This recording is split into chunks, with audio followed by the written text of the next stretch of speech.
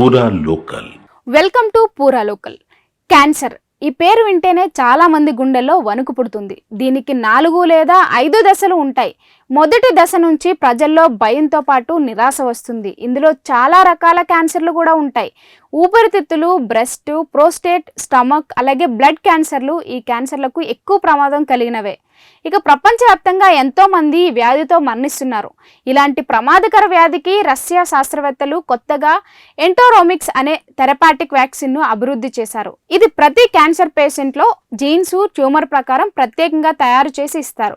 ఇక free clinical ట్రయల్స్లో ఇది 100% ఎఫెక్టివ్గా కనిపించింది. రష్యాలో తక్కువ సమయంలో రీసెర్చ్, అనుమతులు త్వరగా రావడం వల్ల పనులు వేగంగా జరిగాయి.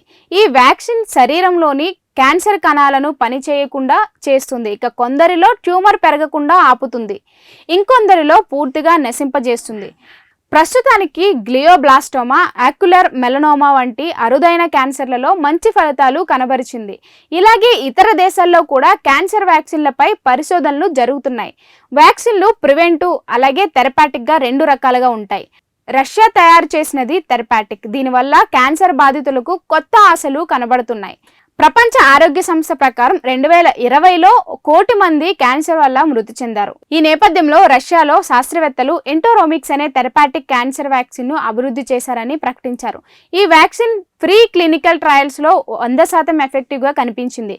ఇది AI, machine learning, genetic analysis టెక్నాలజీల ఆధారంగా ప్రతి పేషెంట్కు పర్సనలైజ్డ్గా తయారు చేయబడుతుంది. ట్యూమర్లను తగ్గించడం, క్యాన్సర్ కణాలను దెబ్బతీయడం, యాంటీ ట్యూమర్ ఇమ్యూనిటీని యాక్టివ్ చేయడం దీని ప్రధాన లక్ష్యం. ఇక ప్రస్తుతం రష్యా, అమెరికా, భారతదేశాలు క్యాన్సర్ వ్యాక్సిన్ల పరిశోధనలో ముందున్నాయి.